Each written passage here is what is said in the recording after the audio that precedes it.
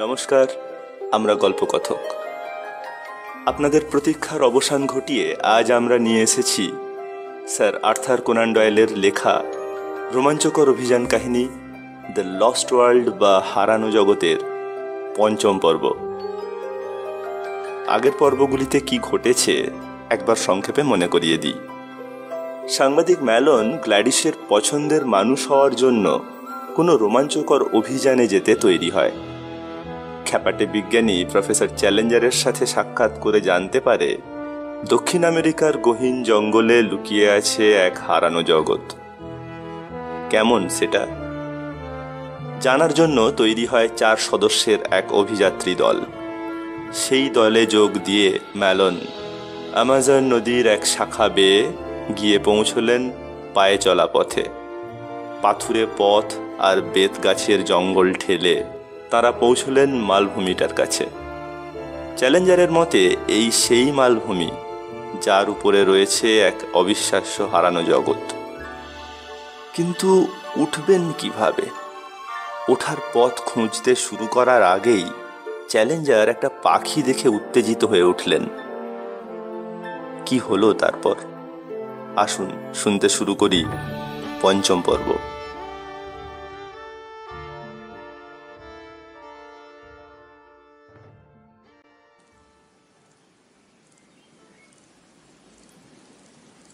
রাগের চোটে কথা ফুটল না চ্যালেঞ্জারের মুখে। ঝট করে ঘুরেই হাঁটা আরম্ভ করলেন তিনি। জন এগিয়ে এলেন আমার পাশে। ওর মুখটা অস্বাভাবিক রকমের গম্ভীর, হাতে বাইনোকুলার। পাখিটা অদৃশ্য হওয়ার আগে ফোকাস করেছিলাম আমি।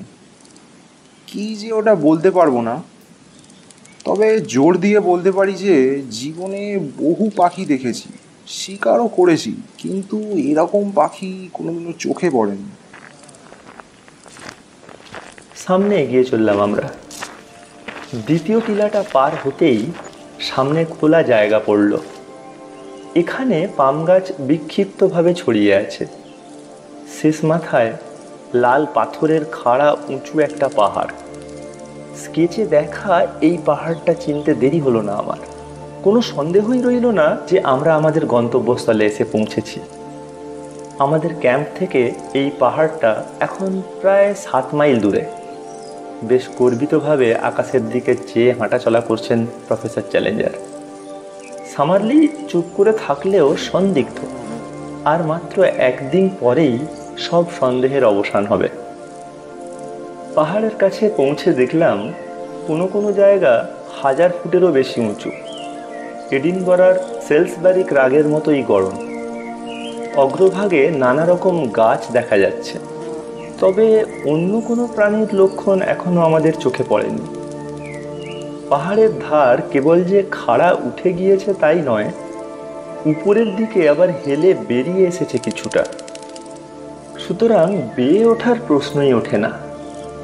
পিরামিডের মতো পাথরটার ঠিক উপরেই দেখা যাচ্ছে ছবির সেই বিশাল গাছটা, কিন্তু মাঝখানে বিরাট ফাঁক।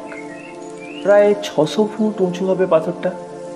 পাহাড়ও এখানে বেশ নিচু, উচ্চতায় দুটো প্রায় সমানই হবে। চ্যালেঞ্জার গাছটা দেখিয়ে বললেন, এই গাছটার ওপরেই বসেছিল টেরোড্যাকটিলটা।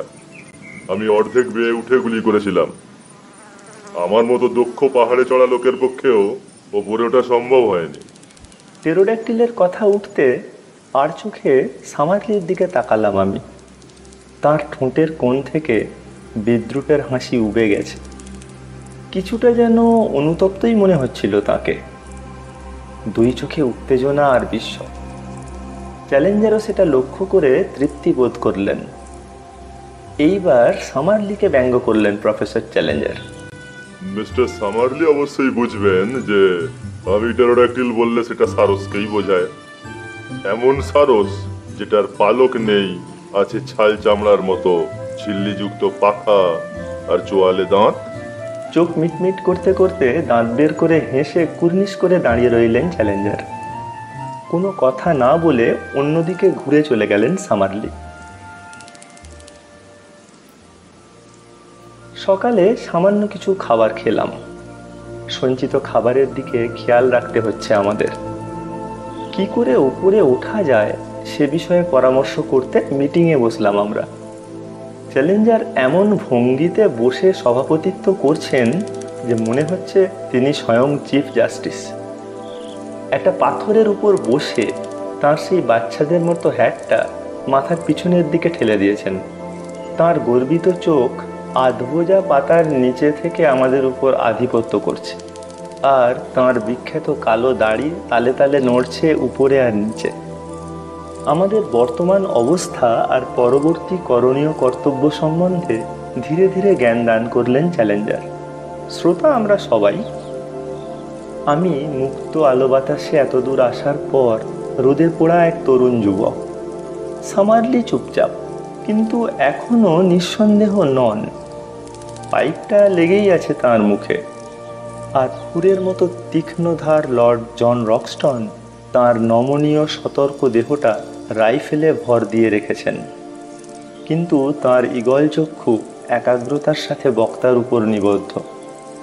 আমাদের ঠিক পিছনেই গোমেজ, ম্যানুয়েল আর অন্যান্য সবাই। বলাই বাহুল্য যে পাহাড়ে ওঠায় দক্ষ হওয়া সত্ত্বেও গতবারে আমি সরঞ্জামের অভাবে পুরো উঠতে পারিনি, কিন্তু এবার তৈরি হয়ে এসেছি। আমি হলপ করে বলতে পারি যে ওই পিরামিডের মতো পাহাড়ের চূড়ায় উঠতে এখন আমার কোনো অসুবিধা হওয়ার কথা নয়। কিন্তু মূল মালভূমির সাথে যোগাযোগ না থাকলে এই পথে উপরে পৌঁছানো অহেতুক হবে। পূব দিকে 6 মাইল পর্যন্ত আমি ঘুরে দেখেছি, উপরে ওঠার কোনো পথ নেই। এখন করণীয় কি? সেক্ষেত্রে আমাদের সামনে একটাই যুক্তিসঙ্গত পথ খোলা আছে।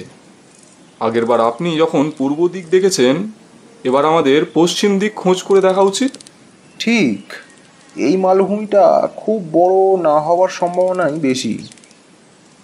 আমরা এর চারপাশে একটা চক্কর দিয়ে দেখতে পারি। কোনো সহজ পথ না পেলেও ক্ষতি নেই, যেখান থেকে রওনা হব আবার সেখানেই ফেরত আসবো আমরা। এই ছেলেকে আমি আগেই বুঝিয়ে বলেছি, সহজ রাস্তা থাকা একেবারেই অসম্ভব। আমাকে 10 বছর বয়সী স্কুলের ছাত্র হিসেবে গণ্য করা যেন তার একটা অভ্যাসে দাঁড়িয়েছে। ওঠার সহজ রাস্তা থাকলে সেই পথে ওরাও সহজেই নেমে আসতে পারত।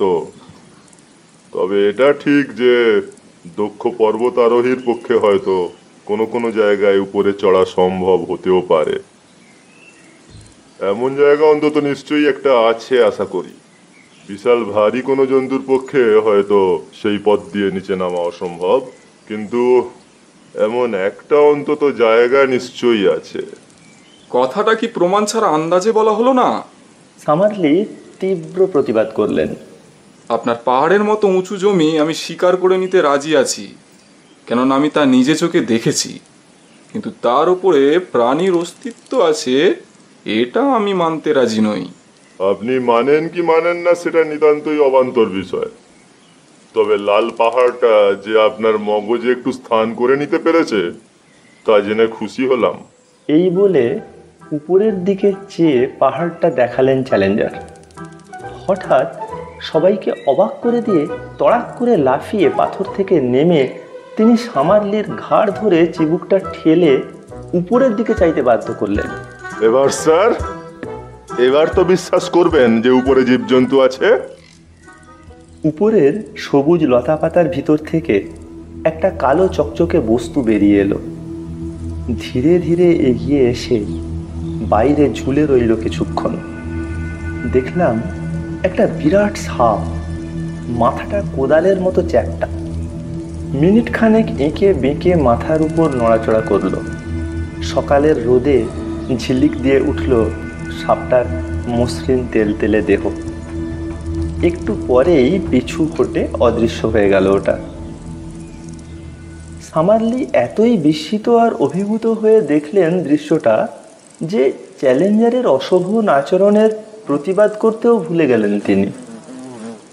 সাপটা অদৃশ্য হতেই নিজেকে ছাড়িয়ে কাপড় জামা একটু ঠিক করে নিয়ে নিজ সত্তায় ফিরে এলেন তিনি। প্রফেসর চ্যালেঞ্জার, আপনার কিছু বক্তব্য থাকলে সেটা শুধু মুখে বললেই আমি খুশি হব। একটা পাথুরে পাইথনের আবির্ভাবেই এভাবে আমার থুতনি ঠেসে ধরার কোনো অধিকার নেই আপনার। কিন্তু এখন তো স্বীকার করবেন যে উপরে জীবজন্তু বাস করে। আমার মতে এই প্রদর্শনীর পর আর সময় নষ্ট না করে উপরে ওঠার পথের খোঁজে এখনই আমাদের পশ্চিম দিকে রওনা হয়ে যাওয়া উচিত। খাঁড়ির নিচের জমি পাথরে ভর্তি আর ভাঙাচোরা, তাই আমাদের অগ্রগতি খুব ধীর আর কঠিন হলো। হঠাৎ আর একটা জিনিস আবিষ্কারে আমাদের মন খুশিতে ভরে উঠল। এখানে আমাদের আগেও কেউ ক্যাম্প করেছিল। কয়েকটা খালি মাংসের টিন পড়ে রয়েছে। টিনগুলো শিকাগোতে তৈরি। একটা খালি বোতল, লেবেলে লেখা ব্র্যান্ডি, একটা ভাঙা টিন খোলার যন্ত্র ইত্যাদি আরও অনেক কিছুর সাথে আমরা পেলাম একটা দুমড়ানো খবরের কাগজ। নামটা পড়তে পারলাম শিকাগো ডেমোক্র্যাট, কিন্তু তারিখ পড়া গেল না। প্রফেসর চ্যালেঞ্জার বললেন, এদিকে আমি আসিনি, এগুলো নিশ্চয়ই মেপল হোয়াইটের পরিত্যক্ত জিনিসই হবে। লর্ড জন রক্সটন আগ্রহ ভরে একটা গাছের দিকে অনেকক্ষণ চেয়ে থেকে বললেন, ম্যালন, দেখো তো, এটা বোধহয় কোনো চিহ্ন। একটা কাঠের টুকরো পেরেক দিয়ে গাছের গায়ে লাগানো রয়েছে, পশ্চিম দিক নির্দেশ করছে। অবশ্যই এটা একটা পথ নির্দেশের চিহ্ন। সে চেয়েছিল যে কেউ যদি কোনোদিন এই পথে আসে তবে সে যেন জানতে পারে কোন কোন পথে গিয়েছিল মেপল হোয়াইট। আমার মনে হয় আমরা আরও চিহ্ন দেখতে পাবো। সত্যিই তাই, কিন্তু বিষয়টা খুবই অপ্রত্যাশিত আর মর্মান্তিক। এখানেও বেশ কিছুটা জায়গা জুড়ে বেত গাছ জন্মেছে। আমরা যে বেত বন পার হয়ে এসেছি এ সেই রকমই, কিন্তু আরও হালকা। গাছগুলোর ডগা বেশ তীক্ষ্ণ আর প্রায় 20 ফুট লম্বা শক্ত কাণ্ড, একটা বর্ষার মতো দাঁড়িয়ে আছে। পাশ দিয়ে যাওয়ার সময় কি যেন একটা চোখে পড়লো আমার। কাছে গিয়ে বেতের ফাঁক দিয়ে মাথা গলিয়ে দেখলাম সামনে পড়ে রয়েছে চামড়া মাংসহীন একটা মানুষের মাথার খুলি। অল্প দূরেই কঙ্কালটা পড়ে আছে। মাথাটা কোনোভাবে দেহ থেকে আলাদা হয়ে ঝোপের ধারে চলে এসেছে। ইন্ডিয়ানদের বড় বড় ছুরি দিয়ে কয়েক কোপ দিতেই পরিষ্কার হয়ে গেল জায়গাটা। জীর্ণ কয়েক টুকরো কাপড় এখনো চেনা যায়। বুট জোড়া রয়েছে পায়ের হাড়ের উপর। স্পষ্ট বোঝা যায় মৃত লোকটি সাদা চামড়াধারী ছিল। নিউ ইয়র্কের হাডসন কোম্পানির তৈরি একটা সোনার ঘড়ি আর চেনের সাথে আটকানো একটা কলম পড়ে রয়েছে পাশেই। একটা রূপার সিগারেট কেসও পাওয়া গেল। সেই কেসের গায়ে AES থেকে JC এই কথা কটা খোদাই করা। রূপার কেসের অবস্থা দেখে মনে হলো গত কয়েক বছরের মধ্যে ঘটে থাকবে এই দুর্ঘটনা। জন জিজ্ঞাসা করলেন, লোকটা কে হতে পারে? বেচারার শরীরের প্রায় প্রত্যেকটা হাড়ই ভাঙা। ভাঙা পাঁজরের ভেতর দিয়ে বেত গাছ জন্মেছে। যদিও বেত গাছ খুব তাড়াতাড়ি বাড়ে, তবু যতদিন দেহটা এখানে আছে ততদিনে 20 ফুট বেড়েছে। এটা অবিশ্বাস্য। লোকটার পরিচয় সম্বন্ধে আমার কোনো সন্দেহ নেই।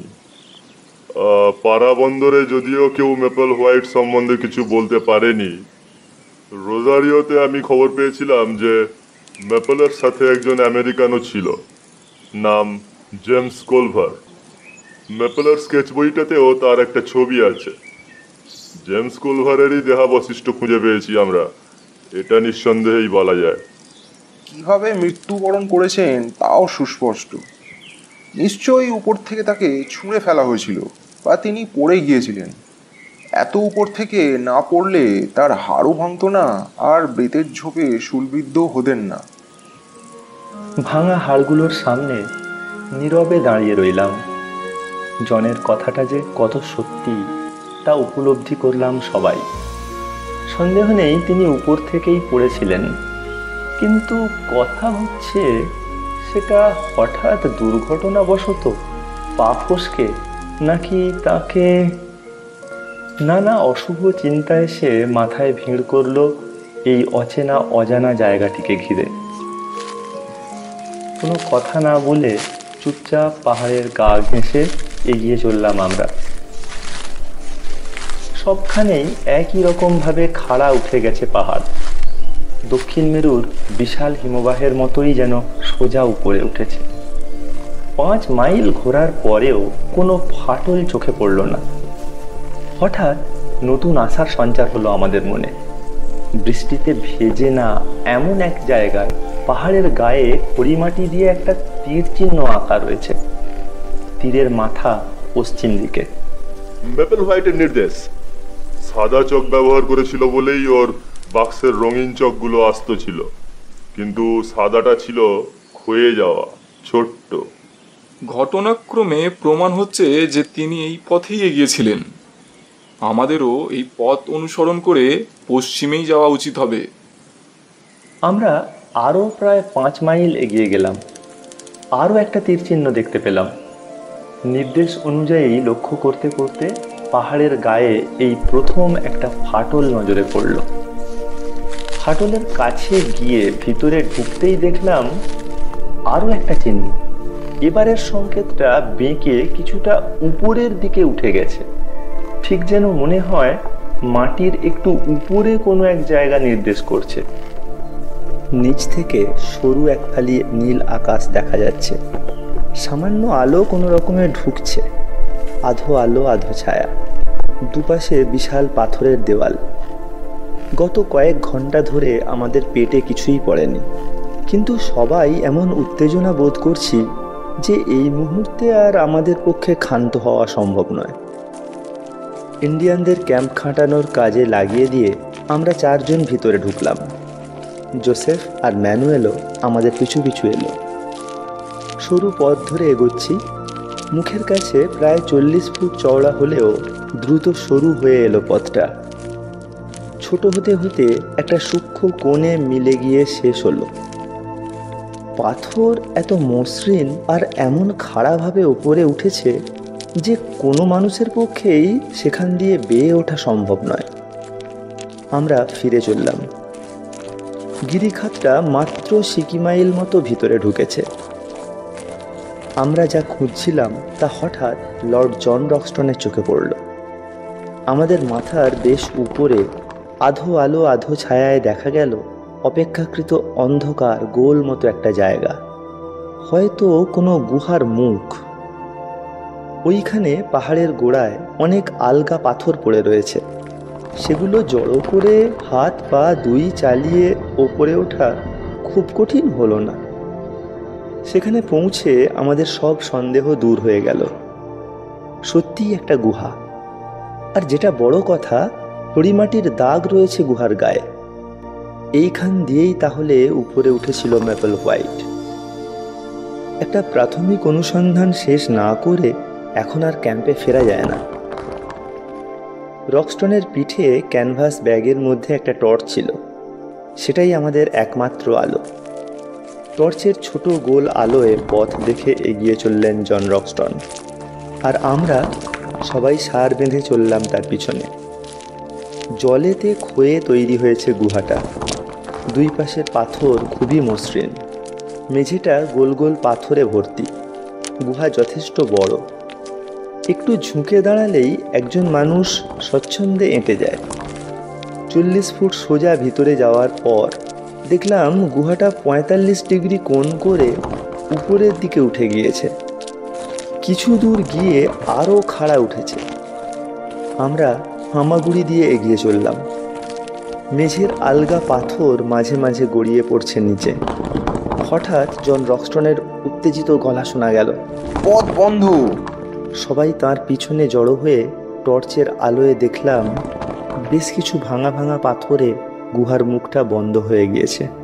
ছাদ ধসে পড়েছে। বৃথাই চেষ্টা করলাম আমরা। কয়েকটা পাথর সরাতেই আরও বড় বড় পাথর গড়িয়ে পড়তে লাগলো। আরও বড় আকারের পাথর যদি গড়িয়ে পড়ে তাহলে আমাদেরকে পিষে দেবে। বোঝা গেল এই পথ পরিষ্কার করে ওপরে ওঠার কোনো আশা নেই। ম্যাপেল হোয়াইট যে পথে উঠেছিল সে পথ আর আমরা ব্যবহার করতে পারবো না। হতাশ মনে ফিরে চললাম। ছোট দলে জড়ো হলাম আমরা।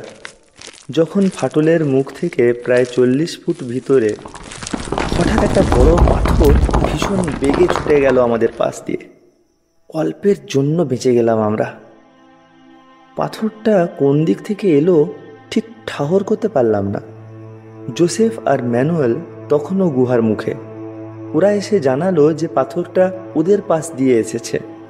তাহলে নিশ্চয়ই পাহাড়ের চূড়া থেকে পড়েছে ওটা। উপরে তাকালাম, কোনো নড়াচড়া নজরে পড়ল না আমাদের। সবুজ লতা পাতা গাছ সবই স্থির। এতে কোনো সন্দেহ নেই যে পাথরটা আমাদের লক্ষ্য করেই ছোঁড়া হয়েছিল। ঘটনাটা মানুষের উপস্থিতিরই প্রমাণ দেয়। তবে কি হিংসাপরায়ণ জঙ্গলি মানুষের বাস আছে মালভূমির উপরে? দ্রুত ফাটল থেকে বেরিয়ে এলাম আমরা। সবার মাথায় একই চিন্তা, এই নতুন পরিস্থিতি আমাদের অভিযানে কতখানি বাধা সৃষ্টি করবে। এখানে পাহাড়ের উচ্চতা কিছুটা কম, আর মালভূমির ধারটা উত্তর দিকে বাঁক নিতে আরম্ভ করেছে। এটাকে যদি আমরা গোল বলে ধরে নিই, তবে পরিসীমা খুব বেশি বড় হবে না। উপরে ওঠার সুবিধা না পেলেও কয়েকদিন পরেই আমরা যেখান থেকে শুরু করেছিলাম আবার সেখানে ফিরতে পারব। একটা চিন্তা সবার মনেই বারবার ঘুরে ফিরে আসছে। এমনিতেই প্রাকৃতিক বাধা হেতু উপরে ওঠা শক্ত, তার উপর যদি আবার আমাদের বাধার সম্মুখীন হতে হয়, তবে কাজটা একেবারেই অসম্ভব হয়ে পড়বে। কিন্তু উপরের সুন্দর তাজা সবুজ ঝালরের দিকে চেয়ে সব কিছু ভালো করে না দেখে লন্ডন ফেরার কথা আমরা কেউই ভাবতে পারলাম না।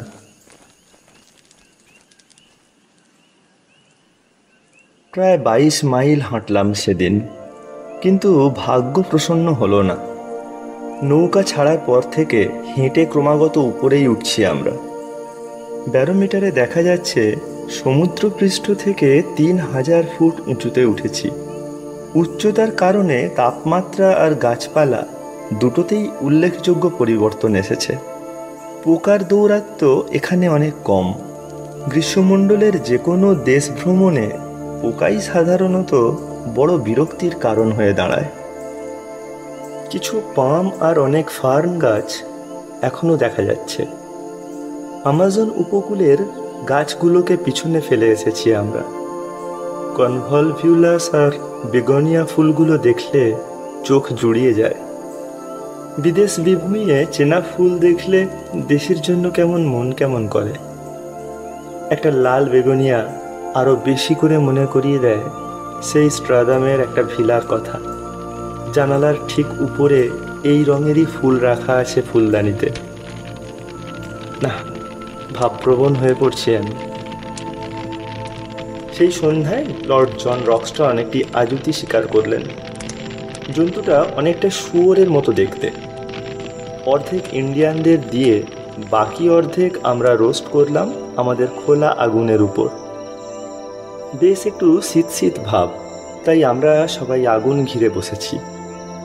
রাত হয়ে এলো, আকাশে চাঁদ নেই, কিন্তু তারার আলোয় আর আমাদের আগুনের আলোতে কিছু কিছু এখনো দেখতে পাচ্ছি। হঠাৎ রাতের আঁধারের ভিতর থেকে কি যেন বেরিয়ে এলো, ঠিক উড়োজাহাজের মতো শোঁ শোঁ শব্দ তুলে নেমে এলো ওটা। এক মুহূর্তের মধ্যেই আমরা দলের সবাই একটা চামড়ার বিশাল পাখার চাঁদোয়ার নিচে ঢাকা পড়ে গেলাম। ক্ষণিকের জন্য চোখে পড়ল একটা সাপের মতো লম্বা গলা, ভীষণ ভয়ঙ্কর রক্তিম লোভাতুর চোখ, বিরাট ঠোঁট হাঁ করে কামড় দেওয়ার সময় দেখলাম ভিতরে 2 সারি দাঁত। বড় মুহূর্তেই দূরে চলে গেল ওটা। দেখলাম সেই সাথে আমাদের খাবারও অদৃশ্য হয়েছে। একটা বিরাট ছায়া অন্তত 20 ফুট চওড়া ডানা ঝাপটে উপরে উঠে গেল। তারপর মালভূমির উপর দিয়ে দৃষ্টির বাইরে চলে গেল।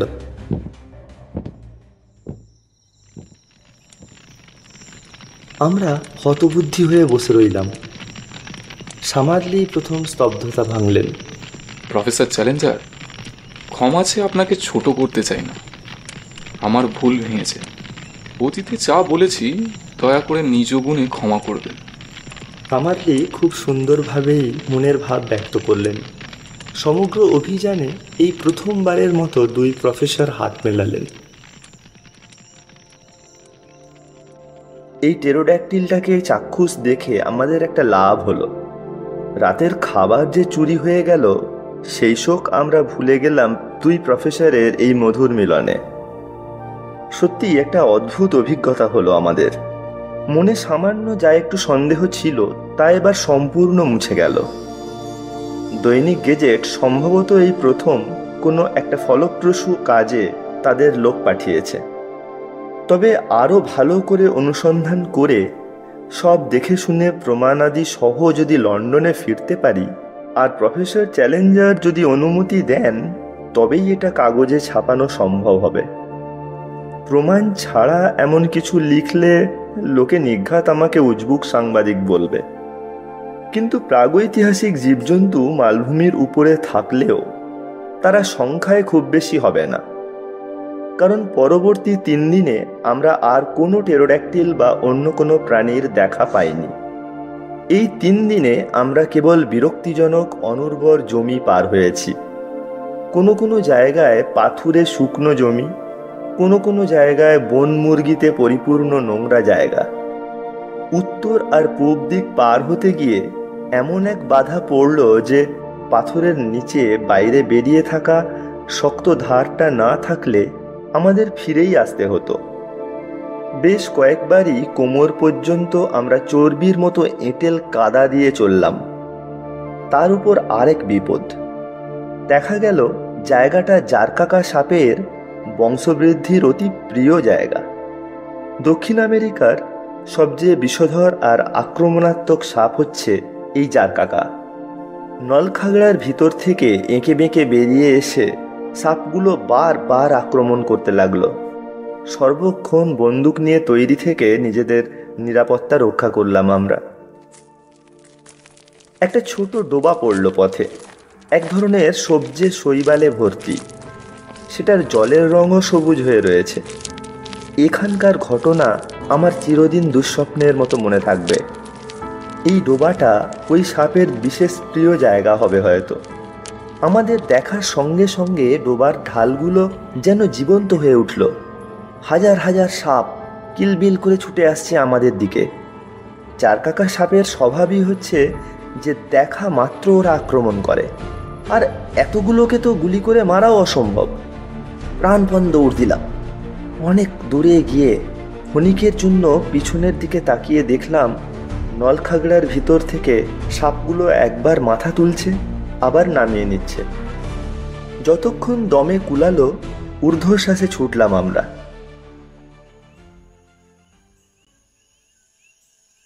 এই দিককার পাহাড়ে এখন সেই লালচে রঙের বদলে একটা তামাটে চকলেটের মতো রং ধরেছে। গাছও এদিকে কম আর বেশ দূরে দূরে, তবে এক একটা গাছ প্রায় 300-400 ফুট উঁচু। কিন্তু এত ঘুরে ঘুরেও কোথাও উপরে ওঠার পথ খুঁজে পেলাম না। বরং আমরা প্রথম যেখান থেকে রওনা হয়েছিলাম সেদিকের চেয়ে এদিকে উপরে ওঠা আরও বেশি কঠিন। একদিন আমাদের আলোচনার মাঝে আমি বলে উঠলাম, বৃষ্টির জল নিশ্চয়ই কোনো না কোনো দিক দিয়ে নিচে নামে। পাথরের মাঝে নিশ্চয়ই কোথাও সুড়ঙ্গ আছে। সস্নেহে আমার পিঠ চাপড়ে দিয়ে প্রফেসর চ্যালেঞ্জার বললেন, মাঝে মাঝে ছেলেটার মাথা বেশ খুলে যায়। হ্যাঁ, বৃষ্টির জল সরতেই হবে কোথা দিয়েও। এই বলে নিজের যুক্তিতে অটল রইলাম আমি। বেশ বাস্তববাদী এই মেলন, কিন্তু নিজেই তো ঘুরে দেখে প্রমাণ পেলেন যে জল বের হওয়ার কোনো পথ নেই পাথরের ভিতরে, তাই না? তাহলে জল যায় কোথায়? আমার মনে হয় আমরা যুক্তিসঙ্গতভাবেই ধরে নিতে পারি যে জল যখন বাইরে আসছে না তখন ভিতরের দিকেই কোথাও যায়। তাহলে মাঝখানে কোনো হ্রদ আছে? সম্ভবত। পুরনো কোনো আগ্নেয়গিরির গর্তই হয়তো এখন হ্রদে পরিণত হয়েছে। পুরো মালভূমিটাই আগ্নেয় শিলায় তৈরি। যে কোনো কারণেই হোক জায়গাটা ভিতরের দিকে ঢালু আর মাঝখানে বিরাট একটা হ্রদ আছে বলে আমার ধারণা। হয়তো সেখান থেকেই মাটির তলা দিয়ে কোনো যোগাযোগ আছে, চারা কাকা আর অন্যান্য জলাভূমির সাথে। অথবা জল বাষ্পীভূত হয়ে সমতা রক্ষা করছে। দুই প্রফেসর এমন সব গভীর বৈজ্ঞানিক যুক্তিতর্কের মধ্যে চলে গেলেন যে সেগুলোতে আমাদের পক্ষে দাঁত বসানো সম্ভব নয়। 6 দিনের দিন মালভূমি প্রদক্ষিণ শেষ হলো। আমরা আমাদের প্রথম ক্যাম্পে ফিরে এলাম। সেই বিচ্ছিন্ন পিরামিড চূড়ার মতো পাহাড়টার নিচেই আবার ক্যাম্প করলাম আমরা। নৈরাশ্য সবাইকে গ্রাস করেছে। অনুসন্ধানে কোনো খুঁত নেই আমাদের, কিন্তু কোথাও এমন একটা জায়গা খুঁজে পাইনি যেখান দিয়ে কোনো মানুষ ওঠার কথা আদৌ ভাবতে পারবে। শিকার করার কারণে আমাদের অনেক খাবার বেঁচেছে, কিন্তু তাতে অনির্দিষ্টকাল তো চলবে না। আরও খাবারের প্রয়োজন একদিন হবেই। 2 মাস পরে বৃষ্টি আরম্ভ হবে, তখন জলে তোড়ে ক্যাম্প ভেসে যাবে। এই পাহাড়টা মার্বেল পাথরের মতো শক্ত। পাথর কেটে যে পথ তৈরি করব তাও অসম্ভব। বিষণ্ণ মনে আমরা কম্বলের উপর গা এলিয়ে দিলাম। কোনো কথা বলার মতো মনের অবস্থা কারোরই নেই। ঘুমানোর আগে প্রফেসর চ্যালেঞ্জারকে শুভরাত্রি জানিয়েও কোনো সাড়া পেলাম না। একটা পাথরের ওপর বসে গভীর চিন্তায় মগ্ন তিনি। কিন্তু সকালে চ্যালেঞ্জারের সম্পূর্ণ ভিন্ন রূপ। তৃপ্তি আর আত্মপ্রশংসার ভাব তাঁর সারা মুখে। হাত দুটো সামনে জ্যাকেটের উপর রেখে সেই পাথরের উপরেই বসেছিলেন তিনি। ভঙ্গি দেখে মনে হয় বোধহয় অবসর সময়ে তিনি ট্রাফালগার স্কোয়ারের মূর্তিটার জায়গায় নিজেকে কল্পনা করে থাকেন। তার কুচকুচে কালো দাড়ির ভিতর দিয়ে ঝকঝকে দাঁতগুলো হেসে উঠল। তারপর তিনি বললেন, পেয়েছি। আপনারা সবাই আমাকে অভিনন্দন জানাতে পারেন। সমস্যার সমাধান হয়ে গেছে। তাহলে আপনি উপরে ওঠার পথ খুঁজে পেয়েছেন? আমার তো তাই মনে হয়। কোন পথে? আমি জানতে চাইলাম। এর উত্তরে পিরামিডের মতো বিচ্ছিন্ন পাহাড়টার দিকে আঙুল তুলে দিক নির্দেশ করলেন চ্যালেঞ্জার। অন্যদের কথা জানি না, ভালো করে ওটার দিকে তাকিয়ে আমি নিরাশ হলাম। প্রফেসর চ্যালেঞ্জারের কথা মতো আমরা ওটার উপরে উঠতে সক্ষম হলেও মালভূমির সাথে তার যে ফাঁক, সেই ব্যবধানটা পার হব কিভাবে? আমরা কিছুতেই ওটা পার হতে পারবো না। আমি আমার মনের কথা বলে ফেললাম। ঠিক আছে, অন্তত ওই পর্যন্ত তো পৌঁছাই। তারপর প্রমাণ করা যাবে যে মানুষের মস্তিষ্ক অনেক কিছুই উদ্ভাবন করার ক্ষমতা রাখে। সকালের খাবার খেয়ে আমরা প্রফেসর চ্যালেঞ্জারের সঙ্গে আনা সেই পাহাড়ে চড়ার সরঞ্জামের বাক্সটি খুললাম। ওর মধ্যে থেকে বের হলো 150 ফুট লম্বা নাইলনের দড়ি, গজাল, খিল, আরও অনেক কিছু। জন পাহাড়ে চড়ায় একজন অভিজ্ঞ ব্যক্তি। সামারলিরও কম বেশি অভিজ্ঞতা রয়েছে, আর প্রফেসর চ্যালেঞ্জারের তো কথাই নেই। একমাত্র আমিই অনভিজ্ঞ। আমাকে সম্পূর্ণ দৈহিক শক্তি আর প্রাণ প্রাচুর্যের উপর নির্ভর করতে হবে। যত কঠিন মনে করেছিলাম ততটা কঠিন হলো না উপরে চড়া। যদিও কোনো কোনো মুহূর্তে ভয়ে আমার মাথার চুল দাঁড়িয়ে গিয়েছিল, তবু প্রথম অর্ধে বেশ সহজেই উঠলাম আমরা। কিন্তু পরের অর্ধেক পাহাড় আরও খাড়া হতে হতে একেবারে সোজা উপরে উঠেছে। আমরা কোনো মতে হাতের এবং পায়ের আঙুল সেই পাথরের খাঁজে ঢুকিয়ে আটকে রইলাম। আমার আর সামারলির পক্ষে উপরে পৌঁছানো একেবারেই অসম্ভব হতো, কিন্তু চ্যালেঞ্জার উপরে পৌঁছে একটা গাছের গুঁড়ির সাথে শক্ত করে একটা দড়ি বেঁধে নিচে ফেললেন। আমাদের পক্ষে দড়ি বেয়ে ওঠা অনেকটা সহজ হয়ে গেল। উপরে উঠে দেখলাম 25 ফুট লম্বা, 25 ফুট চওড়া একটা সমতল চূড়ার উপর দাঁড়িয়ে আছি। দম নিয়ে চারপাশে তাকাতেই দেখলাম আশ্চর্য সুন্দর দৃশ্য।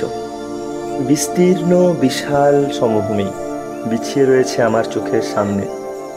লম্বা ফার্ন গাছ আর পাথরে পূর্ণ মাঝামাঝি জায়গায় ঠিক একটি ঘোড়ার পিঠের মতো পাহাড়ের ঢিবি, আর ওপাশে বেতের সবুজ হলুদ রং। তারপর থেকে গাছপালা ঘন হয়েছে। যতদূর চোখ যায় কেবল সবুজ আর সবুজ, আকাশের সাথে গিয়ে মিশেছে অনেক দূরে। আমি তখনও মুগ্ধ বিস্ময়ে প্রাকৃতিক সৌন্দর্য দেখছি, এমন সময় প্রফেসর চ্যালেঞ্জারের একটা বলিষ্ঠ হাত আমার কাঁধে পড়ল। বললেন, এই পথে খোকা, এই পথে, পিছু দেখতে নেই। সব সময়ে সামনের গৌরবময় ভবিষ্যৎ লক্ষ্যের দিকে চাইতে হবে আমাদের। ঘুরেই লক্ষ্য করলাম সামনের মালভূমিটার উচ্চতা ঠিক এই পাহাড়টারই সমান। সবুজ ঝোপঝাড় আর লম্বা উঁচু গাছগুলো এত কাছে যে মাত্র এই সামান্য দূরত্বটুকুই পার হওয়া যে কত অসম্ভব তা চট করে উপলব্ধি করা যায় না। ফাঁকটা আন্দাজ 40 ফুট হবে, তবে 40 ফুট না হয়ে 40 মাইল হলেও একই কথা হতো। পার হওয়ার তো কোনো উপায় নেই। এক হাতে একটা গাছের গোড়া ধরে ঝুঁকে নিচের দিকে চাইলাম। দেখলাম অনেক নিচে ছোট ছোট আকৃতির ইন্ডিয়ানরা সব উপরের দিকে চেয়ে আছে। আশ্চর্য! সামারলির গলার স্বর শুনে ঘুরে দেখলাম খুব মনোযোগ দিয়ে সেই বড় গাছটা তিনি পরীক্ষা করছেন। মসৃণ বাকল, ঠিক পাঁজরের মতো সিরাওয়ালা ছোট ছোট পাতা। আমার খুবই পরিচিত। আরে, এটা তো একটা বীচ গাছ, আমি চেঁচিয়ে বললাম। সামারলি বললেন, ঠিক তাই, বিদেশ বিভুঁইয়ে দেশি গাছ। মহামান্য স্যার, শুধু দেশি নয়, অকৃত্রিম বন্ধুও বটে। এটাই আমাদের পথের নির্দেশ দেবে। পুল, একটা পুল। ঠিক বন্ধুগণ, এটা একটা পুল। গত রাতে আমাদের এই সমস্যা নিয়ে পুরো 1 ঘন্টা চিন্তা করেছি আমি। আমার চেষ্টা বিফলে যায়নি। এই বলে তার দাড়িতে একটু হাত বুলিয়ে নিলেন চ্যালেঞ্জার। এই তরুণ সঙ্গীকে আমি আগেই বলেছি যে নিরুপায় অবস্থায় পড়লে জিইসির মাথা খোলে ভালো। সত্যি একটা চমৎকার উপায় বের করেছেন চ্যালেঞ্জার। গাছটা প্রায় 60 ফুট উঁচু। গাছটাকে কেটে ফেলার সময় শুধু ঠিক দিকে পড়লেই হয়। চ্যালেঞ্জার এই পাহাড়ে ওঠার সময়ে তার কুঠারটাকে কাঁধে ঝুলিয়ে নিয়েছিলেন। এবার সেটা আমার হাতে দিয়ে বললেন, এই ছেলের পেশি আর শক্তি দুই আছে। এই কাজের জন্য ম্যালোনি সবচেয়ে উপযুক্ত। তবে একটা অনুরোধ, নিজের ভাবনা চিন্তা, মতামত এসব বাদ দিয়ে অক্ষরে অক্ষরে আমার নির্দেশ মতো কাজ করতে হবে তোমাকে। তার নির্দেশ অনুযায়ী গাছটা এমনভাবে কাটলাম যেন ঠিক জায়গা মতো পড়ে। স্বাভাবিকভাবেই ওদিকে একটু ঝুঁকেই ছিল গাছটা। 1 ঘন্টা কঠোর পরিশ্রম করে জন আর আমি পালা করে কেটে মটমট শব্দে গাছটাকে ফেললাম। ওটা সশব্দে গিয়ে পড়ল মালভূমির ঝোপগুলোর ওপরে। ঝাঁকুনির চোটে কাটা গুঁড়িটা খাদের একেবারে কিনারায় চলে এলো। এক মুহূর্তের জন্য সবাই উদ্বিগ্ন হয়ে উঠেছিলাম, কিন্তু কিনারার কয়েক ইঞ্চির মধ্যে এসে স্থির হয়ে থেমে গেল গাছটা। অজানাকে জানার জন্য আমাদের সেতু তৈরি হলো। কারোর মুখে কোনো কথা নেই। একে একে সবাই প্রফেসরের সঙ্গে নীরবে হাত মেলালাম আমরা।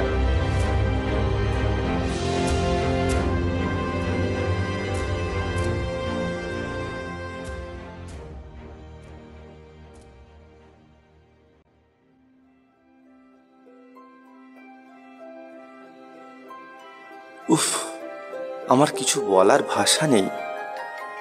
হারানো জগতে পা রাখার সেতু তৈরি হলো শেষ পর্যন্ত।